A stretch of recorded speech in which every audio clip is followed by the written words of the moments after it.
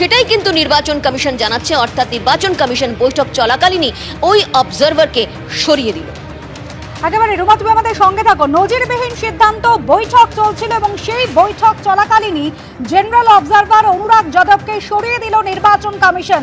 ওই general observer, তাকে জিজ্ঞেস করা হয়েছিল যে বিধানসভা কেন্দ্রের মোট ভোট গ্রহণ কেন্দ্রের সংখ্যা কত।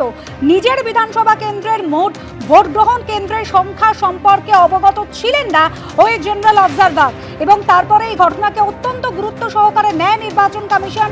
পদক্ষেপ করা হয় নির্বাচন কমিশনের পক্ষ থেকে। পর্যবেক্ষকদের ব্রিফিং চলাকালীনই পদক্ষেপ করলো নির্বাচন কমিশন।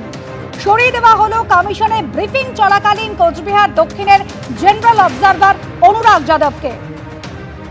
অবিলম্বে তার দায়িত্ব থেকে তাকে অব্যাহতি দেওয়া হয়েছে, এমনই জানানো হচ্ছে নির্বাচন কমিশনের তরফ থেকে।